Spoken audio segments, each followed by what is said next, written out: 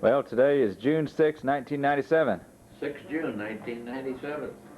D-Day. D-Day. And what were you doing on D-Day? I was in Texas. I think I was moving from Kingsville to Beeville.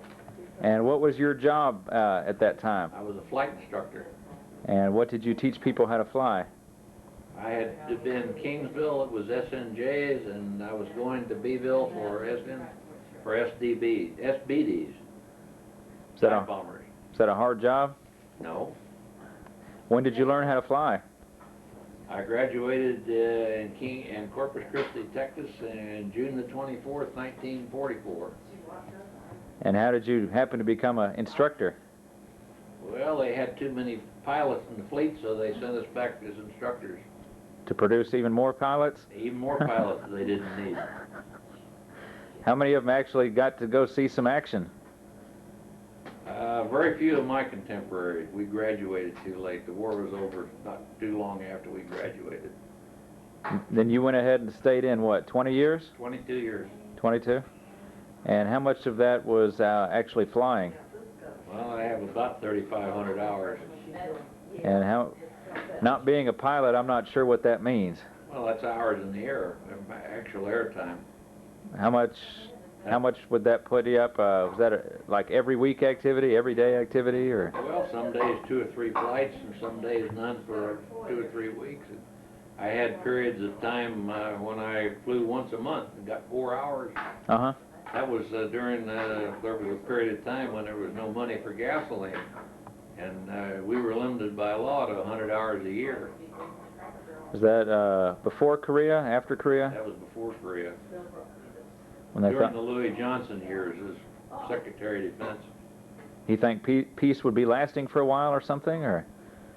Dude, what, then did they? Yes. No, they just didn't have any money. Oh, okay. No, aviation fuel was too expensive. So they just curtailed flying. Did you do carrier flying or just flying off the ground or both? Both. I had, I think, 105 carrier landings. Is that challenging? Yes. Interesting. The pictures I see of it always look challenging. You got this moving field you're trying to land on, going up and down. You know, you practice so much ahead of time, and it's really not that, you're so busy you don't have time to be frightened. Right. And that was all daylight weather. No, I never did qualify at night. Okay. Now the way they do it, it's they fly in any weather at any time, and it's really a hairy thing now. I bet. Well, let's get to some more personal things. How did you come to be named Billy Sill Franklin? Well, Sill's my mother's maiden name. Billy was in lieu of William because Uncle Will Kelly was called Willie when he was young, and my mother didn't like Willie, so she named me Billy. Okay. When you were little, did your family and friends call you Billy? Billy, yes, I was always Billy to my family. Okay. Where did you grow up? Well, all over southern Illinois. I was born in Centralia at 1226 South Cherry Street. Uh-huh. That's the extreme southeast corner of Clinton County. Marion County is to the east, and Washington County across the street to the south. Right. Dad was a railroader. Periodically, we'd go to Bluford for a short period of time while Dad worked there as an electrician on the railroad. Then when he was laid off at the Depression, we moved to Murfreesboro, and we lived upstairs in my grandparents' Franklin's house. Uh-huh. They had a big country house, and we lived there for a year. I went to Pate Chapel School for 2nd grade. Right. Then we moved into town. I went to Logan School for the 3rd grade. I had friends that lived near us that he went to Lincoln School, so I changed to Lincoln School. Right. You could go where you wanted in those days if you were reasonable distance. Was there one thing to really like over the other school? Was one better than the other? That's where the neighbors, the kids, all the guys in the neighborhood went to Lincoln, so I wanted to go there too. Okay. How'd you get to school each day? Walk? Walk. Was it a long walk? Oh,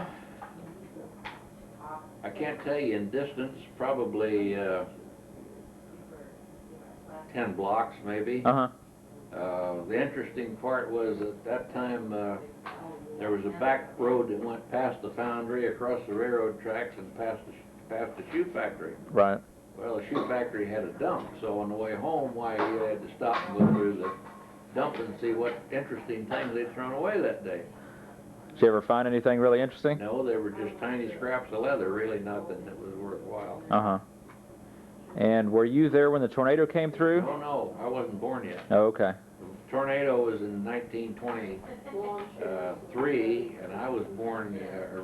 No, it was in March of 24, and I was born in September of 24. Okay. When you lived in Centralia or Bluford, did you have any kinfolk around either of those places? No, not that I know of. Okay. There was when we lived in Centralia, there was a lady 2 doors away to the north who was a distant relative, but I don't know what the relationship was.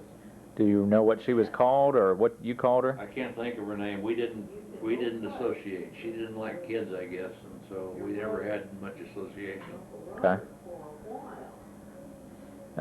Your dad worked for the railroad. What did he do for him? He was an electrician. Did he like it? Oh yeah. Of all the jobs he held, which would he have chosen to do all his life if he could have done it? Well, he was an electrician all his life. Okay. So it didn't really matter who he worked for as long as he was doing that? Well, I think in those days, putting bread on the table was the most important thing that you did. Right. So your family had it pretty hard during the Depression? Very hard. My parents lost their home. Uh-huh. When Dad got laid off, there was no cushion to, so they lost their house. Right. I think that Dad's last paycheck, went to pay for my tonsillectomy. Uh-oh. And your mother was born south on Cherry Street. I know where the house is, but I don't remember the number. Right. And so you were born in Centralia, lived back and forth between there and Bluford, and then you lived in Murfreesboro and then back to Centralia when Mom was born? Centralia, and when we went back to Centralia, we lived in Walmack, which is near the Roundhouse. Right. And I went to Washington School for the 5th and 6th grades. Uh-huh. Where'd you graduate from high school? Woodruff High School in Peoria. What kind of things did you like to do in Peoria? Well, I worked most of the time after school, so I didn't do recreation things much. I didn't participate in band or anything like that. I most only had a job after school. Worked in a Kroger store for 1 year, and my junior year I worked in a filling station. Is that to support the family or just to get money for yourself? Spending money. Okay. So the family was doing better financially by that time?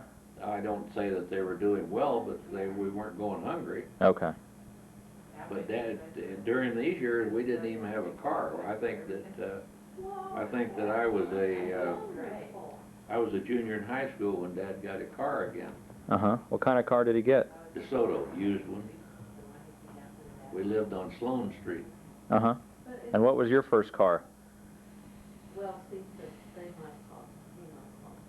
first car I owned was in 1947. I came back from a cruise, and my dad had made a deal with the Chrysler dealer, and I got a new 1947 Plymouth sedan.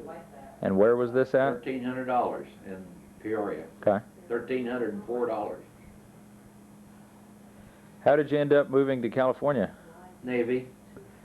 I went through flight training. I went through refresher training in Jacksonville, Florida. Right. And then they sent me to San Diego to join the fleet, and I went from San Diego to Pearl Harbor to Guam, and the air group was the ship was in Guam, and the air groups were up on Saipan. So I actually joined the air group on Saipan. Uh-huh.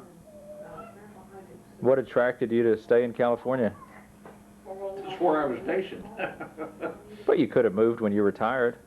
Well, yeah, but I like the climate in Okay. California. I had no reason to move away from it. Your family liked it there? Oh yeah, that's the only thing they knew. The kids had gone to Skip had started college, or started grade school in Texas. Right. He did the first grade and most of the second grade there, and then we came back, and of course the kids wanted to always stay in the same school that they were going to. Right. Although I went to many schools in my young life, they felt they wanted to go to school and stay with their friends. Uh-huh. And they did. Both of them graduated from Orange Glen High School after going through 8th grade and middle school with the same friends. Right. How did you meet Aunt Betty? I met her in a USO in Kansas City, Missouri, when I was an aviation cadet at Olathe. Uh-huh. And what was her job there? She was just there as a hostess. That's how the USOs work. Okay. She worked in a factory that made radio crystals. Uh-huh. And she worked there until we were married. How long did you take until you knew she was the one you wanted to marry? Oh, it's hard to say. After we dated for 3 months while I was at Olathe, and I went to Corpus Christi. Right. And I went from Corpus Christi to Miami, Florida for operational training. I'd been commissioned by this and had my wing. Right. And I went home on leave, and we dated and got together, and then I realized, hey, I'd met the girl that I liked. We had compatible ideas. She'd moved a lot. I told her that I would like to make a career, and she thought that'd be a good deal. She liked it, and she was an excellent Navy wife. My being absent for a long period of time didn't seem to bother her. Uh-huh. And she was capable of taking care of the house, the kids. And she wasn't I don't know what you call it, but ladies. There were women that couldn't handle the separation, and she was not one of those. Right. We were at Brown Field.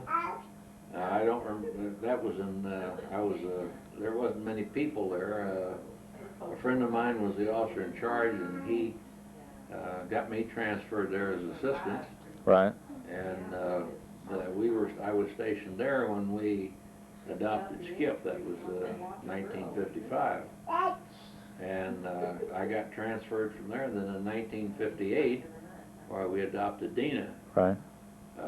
I went to sea shortly thereafter, and Dina was almost a year old then when I came home, so I wasn't around for her first year.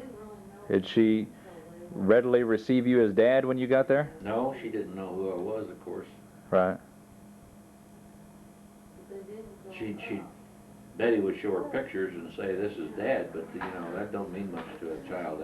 A spot on a piece of paper. Yeah, that's about it. But then we went to Kingsville, Texas, and I spent 3 years there as an instructor, and I came back to California because I was going to retire there. So they sent me to California for my last duty station, which was on Point Loma, the CIC school. Uh-huh. When you were growing up, what kinds of activities did you do with your dad? Well, we didn't do much. There wasn't much money, and there was no car, so we did. I worked with him around the house on chores, and Dad had a lot of tools, so I was always taking things apart and seeing how they worked. Did you succeed in getting them back together? Normally, my bicycle, I spent as much time, I think, taking it apart as I did riding it. But I enjoyed it. I was always interested in how mechanical things operated. Were you into hunting or fishing or anything like that? Well, I used to go fishing, but I was never much with Don Baker, and Don could catch fish and I couldn't. So Sounds familiar. yeah, I was never much of a sportsman. I did later years. I tried deer hunting, Right. and I like the hills. I like to go out and climb and hike, but I really wasn't interested in shooting. I don't care for venison, so I saw no reason to kill them. So Right. I used to hunt rabbits when I was young, Uh-huh. when I was in high school. But and we ate those. In the wintertime, I used to think fried rabbit and biscuits and gravy for breakfast was about the best thing you could have. So your mom was a good cook? Oh yes, very good cook. All the family women were. Both sides of both families come from people who were good homemakers, good cooks. My mother was especially talented at sewing. Right. She liked to sew, and she made all of Mary Ruth's clothing when she was little, and she made clothing for my daughter Dina when she was a baby. Uh-huh. And she made after Dad died, she made all of her own clothing as something to do. Right. But she made clothing that was every bit the quality or maybe better than you could buy. Do you know who taught her to do that, or if she just picked it up? I think it was probably self-taught. I think when she was a girl, every girl did some sewing.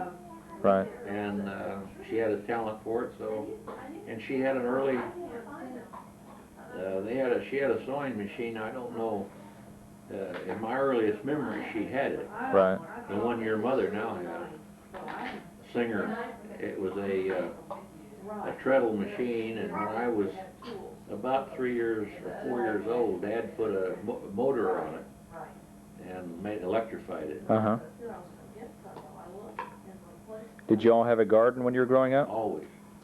What kinds of things did you grow? Well, same thing most people grew. Green beans, corn, radishes, lettuce, onions, tomatoes. Of course, everybody grew tomatoes. Did you have any favorites? Food. One of my favorites, early favorites, was early summer when corn would first get big enough to pick, and you'd have corn cut off the cob with green beans and new potatoes dug out of the hill. We called it succotash, and Right. with cornbread. Sounds tasty to me. It is. It's good. Everybody ought to have it. When you were growing up, did you spend time with your grandparents a lot? Oh, yes. They lived about a mile apart, and as little as I can remember, as early as 4 years old, staying with them. We lived 60 miles north in Centralia. Right. But I'd go down and spend a week, and even before I was in grade school, I would walk from, I'd tell grandmother that I was going to the other grandmothers, and I would leave and walk. So obviously things are much different in those days. What were your grandparents like?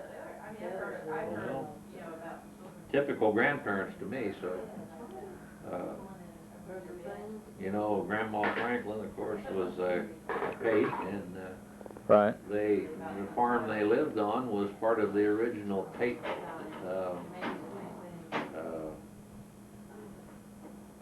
homestead, and when her mother died, Grandma got 80 acres, and her older brother got the home farmhouse at 80 acres. Right. And the great-grandmother, my great-grandmother, had donated 1 square mile, wasn't a 1 square, I don't remember, I think it was 1 acre for the church. Right. And the adjacent acre on the south road on the south boundary to the school. And the provision was that if they ever ceased to be used for that purpose, they would revert to the family, Right. or to the estate. Well, Illinois passed a law so that when they abandoned the school, the estate did not get that acre back. It was sold, I don't know to who, It's convenient. but the church is still flourishing. Good. The church that was there when I was a youth burned down at some time, I don't remember what year. And your grandfather was Sunday school superintendent? He was a Sunday school superintendent. They had a pastor once a month, Right. and then really they had just a extended Sunday school service on the other Sundays. But he conducted those services normally. And your Sill grandparents, had they just recently acquired their land, or had it been in the family a long time? I don't know how long that they'd had that.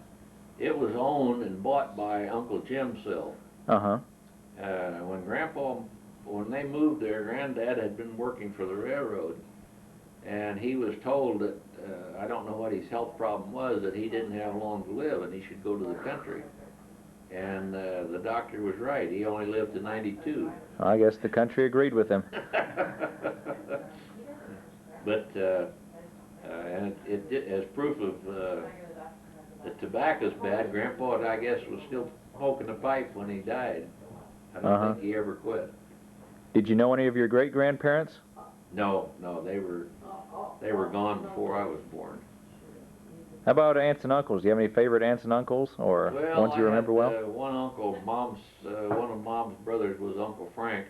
Right. And he was a favorite of all kids. He catered to children. Uh-huh. And, he wasn't married. And I know when I would go down there, why, if he was driving the team, I got to think I was driving the team. Right. And if he was on the tractor, I sat between his legs and thought I was driving the tractor. Right. And he just did things like that. So every kid in the neighborhood liked him. I He never had any children of his own. have a vague memory of doing that myself. I don't know if it's my imagination or a real memory. It wouldn't be a Frank. Okay. When did Frank die? I Wasn't it in don't the know 70s? It was in the 70s, but I don't know. He was still alive in 1976. So I would say it was 77 or 78. My memories would be from the 60s, when I was about 5 or something. Then. He wasn't on the farm anymore. He was he left and become at the time when he died, he had retired as an engineer with the Illinois Central out of Carbondale. Uh-huh. How many cousins you played with most or related to best? The year I was born in 1924, there were Betty Raymond, Gene Pate and Arthur Pate, and Carl Wisely were all born. We were all born the same year. Uh-huh. Carl Wisely passed away. Betty Raymond died during the war in an automobile accident. Carl Wisely has been deceased at least 10 years. Arthur Pate's alive, and I don't know about the other one. Uh-huh. He was living up in Alturas, California, but his family moved from Murfreesboro to California before World War II. Uh-huh. And I haven't seen any of them since then. They didn't keep in contact much with the family after they left. Not my branch of the family, anyway. Are there any family stories that you know of that are worth recording? No, I can't think of any right now. You've talked to me before about the Franklins having wanderlust. Grandpa was, my grandfather was a son of mine. There were 4 boys and 1 girl, and I've been told that they almost lived out of a wagon. Uh-huh. I don't know this for a fact, and I don't know that much about his life before he married my grandmother. Right. I know that I was told by my dad that grandfather was a fairly successful farmer, was an agrarian time, that he decided one time that he wanted to move to Texas. Right. And my grandmother told him, well, if you go, you're going alone. And which is really out of characteristics for my grandmother, but she Right. was firm. She wasn't going to move. She felt that it was like a lot of the pioneers, they would get a farm successful and they'd pull up and move further west. Right. And I feel she didn't want to do that. So the Pates were comfortable staying around and the Franklins liked to move. Well, Pates had been, I don't know how many generations, had homesteaded that land originally. I think it was her grandfather, Perlman, that settled there originally. I think that was true. There were 3 or 4 brothers that settled adjacent tracts, as I recall. Right. And Grandma's father died, I think, when he was 32 years old. Something like that. Yeah. But then, I don't know. It's possible that great grandma was still alive when I was born, but I don't know that. I don't remember when she died. All I remember is she was born in 1839. But I don't remember her death date right now. Well, she wouldn't have been alive in 1924 then. She'd be very old. I don't believe that she was that old. I don't know that. I think she died like 1917 or something like that. Could be, but I don't remember that. Right. And Dad had one brother that lived, Uncle Arthur, and he had one sister, Aunt Bertha, that Right. married Ralph Raymond. There were other children. I think there were 2 that died in infancy. Right.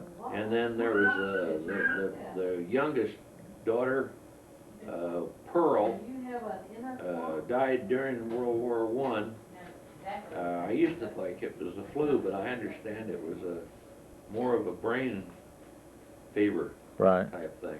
Probably one of those things they could maybe diagnose more specifically Maybe today. But then they couldn't. She was 16 or 17, and she was a very personable young lady and very popular with everybody. So Right. it was a great loss to my grandparents when she died. Do you know much about the hardships your grandfather Sill went through growing up? No, I know very little about his youth. There's a tape that I've heard part of that he recorded about his escapades as a young man. Right. I do not have a copy of it, and I assume they're true.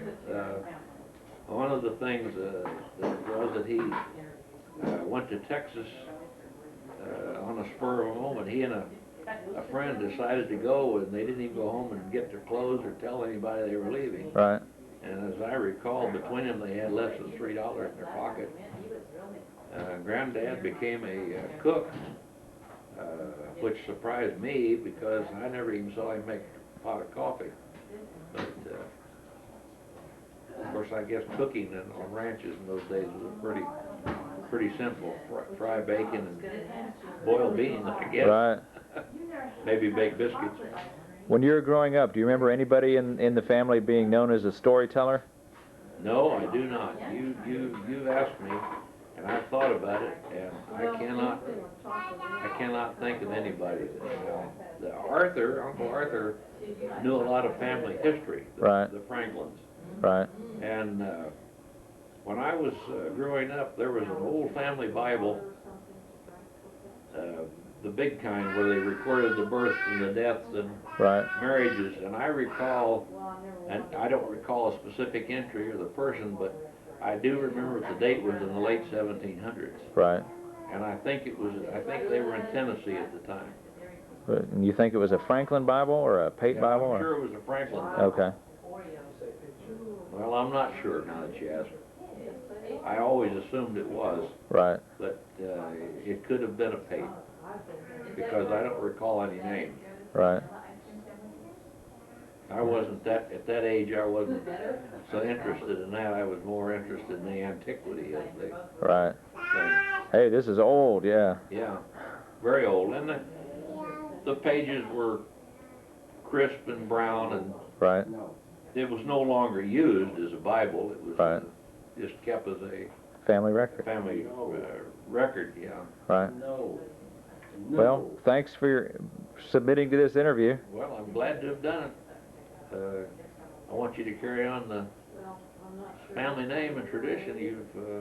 You're doing such a good job on Jeannie. Mom was 8 or 9 years old, and they lived in Macanda. And the gypsy families were reputed to would steal children. Right. And my mother, of course, was redhead. Uh-huh. Not a light bright red, but a real dark red hair. Uh-huh.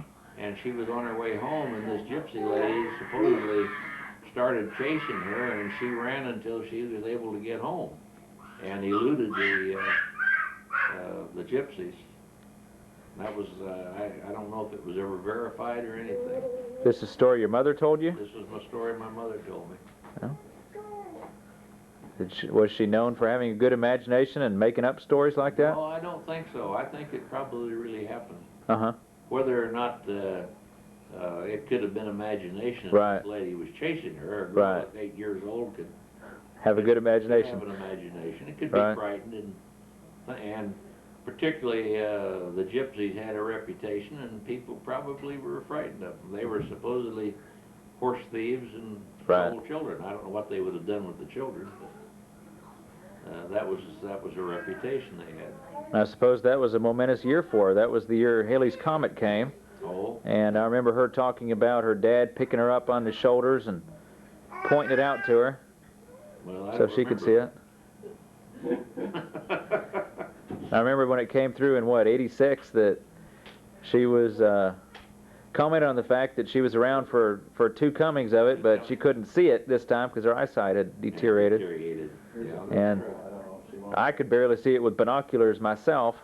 It made such a poor showing that year. I don't remember that I even saw it or even tried to see it. That was what year, 86? 86, it's a 76-year cycle.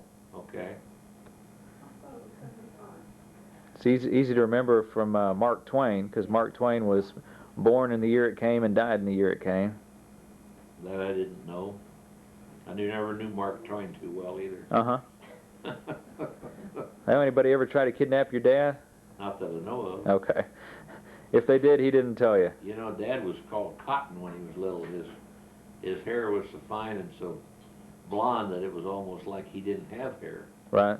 Which was a trait of the Pate family. Uh-huh. When he was 4 years old, they called him Cotton. Uh-huh. Now, did he have some vague recollection of him having some, what, double cousins that looked a lot like him, or? Well, my grandfather, Franklin, married grandmother as a Pate. Right. And granddad's sister married grandmother's brother. So Right. They were, I don't know what you call them. The kids then are, of course, double cousins, I Right. understand. And there's a family trait in the Pates. Your mother has some Pate traits, and her cousin Rachel, when they were the same age and as young teens, they looked more like sisters than they did cousins. Right. What do you think of yourself looking more like? Pate, Franklin, Sill, something really else? Think that much about it. Uh-huh. I've got Pate traits, and my hair is fine. Right. Both of my grandfathers had dense heads of hair all their life, which I don't have. Right. Pate men tend to have thinning hair with age. Right. How about Kelly man? This way or? Uncle Fred, Kelly's Uncle all Will? had heavy heads of hair, and my mother's brothers all had heavy heads of hair. Uh-huh. There was Wait. 6 kids that survived, 2 girls and 4 boys. My mother and Carol, who was the oldest boy, had very dark red hair. Uh-huh. Frank and Aunt Ruth had a blonde reddish hair, you know. Right. Carol, or Bob and Frank had heavy, real curly, black, real dark hair. Now, of course, all the kids had curl to their hair. Uh-huh. And I sure didn't inherit that. Neither did your mother. Right. To her great chagrin.